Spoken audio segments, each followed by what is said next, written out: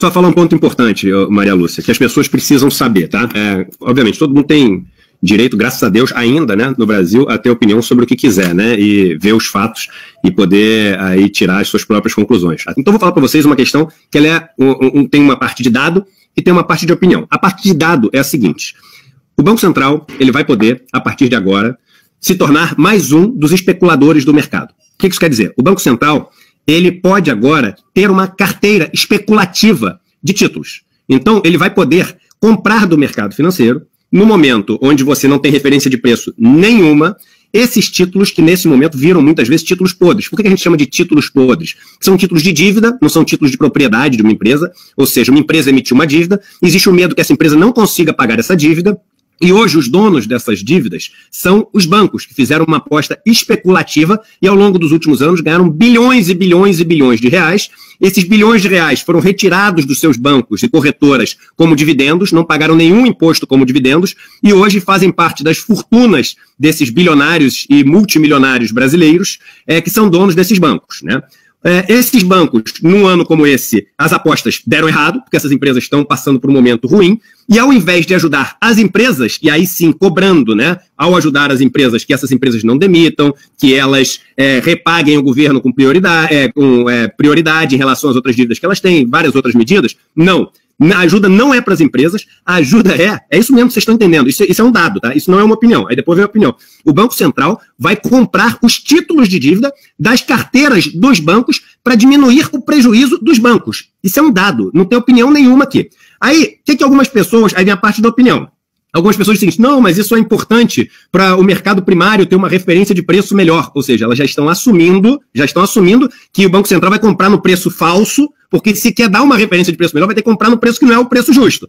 E aí, isso significa fazer o seguinte, o Banco Central sou eu, é você, a Maria, o João, o Carlos, a Carol, a Maria Lúcia, somos todos nós através dos nossos impostos. Isso é o Banco Central. Nós vamos bancar os títulos do fulaninho, dono do banco XYZ, do fulaninho do banco JYX, do fulaninho, etc. A gente vai bancar o prejuízo dessas pessoas físicas, porque elas são as donas dos bancos. E aí o prejuízo delas, que poderia, né, pegar aquela montanha de dinheiro que ele tem, vai baixar um pouquinho na crise. E não vai nem baixar muito, tá? Parece, o banco dá essa impressão de que o banco vai quebrar, mas banco responde com o patrimônio pessoal dos donos, diferente das outras empresas. Ou seja, essa turma toda tem dinheiro para bancar esse negócio.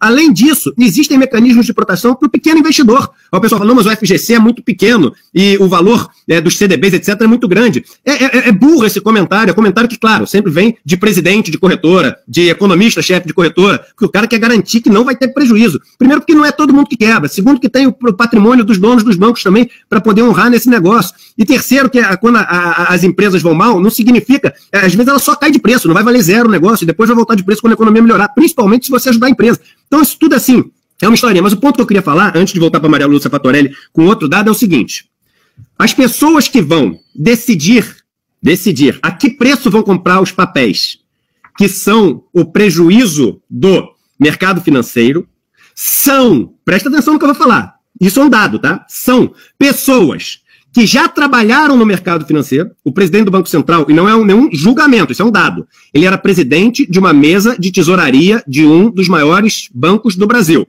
O presidente do Banco Central era o presidente da mesa de tesouraria de um dos maiores bancos do Brasil. As mesmas mesas de tesouraria que estão com esses prejuízos enormes. O ministro da Economia do Brasil era dono do maior banco de investimento do Brasil. O telefone dessas duas pessoas, se você for pegar a lista de contatos, são os chefes das tesourarias, os gestores dos fundos e os donos desses prejuízos todos que estão acumulados. Essas pessoas vão coordenar a compra desses papéis. E aí eu vou só contar uma notícia para vocês. Se vocês olharem para trás, vocês vão saber que essa notícia também é um dado. Onde vocês acham que o presidente do Banco Central, os diretores do Banco Central, o ministro da Economia vai estar trabalhando daqui a uns 5 anos? Vocês acham que eles vão estar público? Ou vocês acham que eles vão estar voltando para o setor privado, exatamente para os lugares que vão provavelmente também estar devendo favores a eles agora, pelas medidas e pelas compras que eles vão fazer? Isso é uma provocação necessária.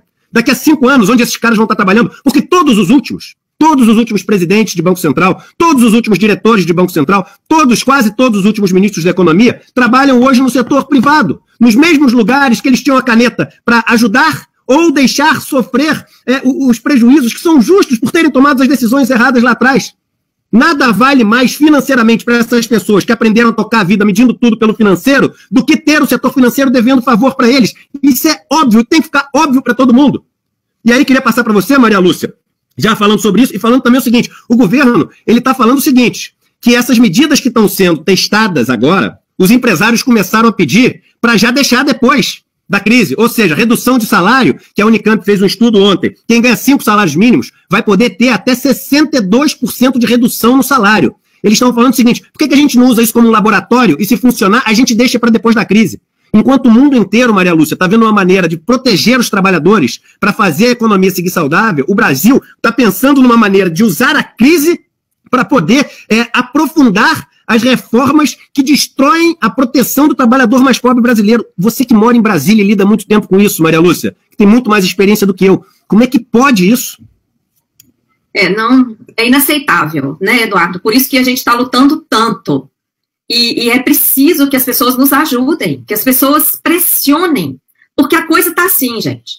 Esse escândalo que o Eduardo detalhou aí, e aliás eu tenho que agradecer, Eduardo, você está prestando um grande serviço à nação, porque você tem experiência, você foi banqueiro durante muito tempo, e você viveu lá dentro, então você fala com a autoridade de quem conhece e de quem viu que isso não presta, e veio para o outro lado, né? Então eu tenho muito orgulho da sua caminhada, da sua trajetória, e quero falar aqui de público que você está prestando um grande serviço à nação, ao explicar esse meandro.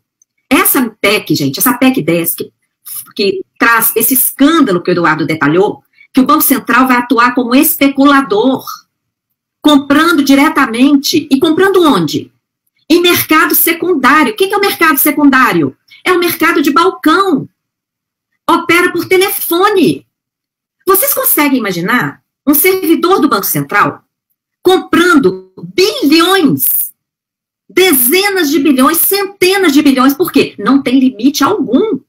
A PEC não colocou nenhum limite. Vocês imaginem um funcionário do Banco Central, por telefone, fazendo compra de papel podre,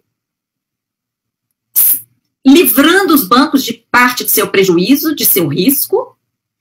Aí alguém pode dizer, não, mas depois, se ele fizer alguma coisa errada, ele vai ser punido. Não, gente, não vai, não. Vocês sabem o que colocaram na medida provisória 930? Imunidade. A lei de improbidade administrativa, que seria exatamente um instrumento legal para impedir que esse diretor do Banco Central ou funcionário fizesse uma falcatrua contra as finanças públicas, não vai valer para o pessoal do Banco Central.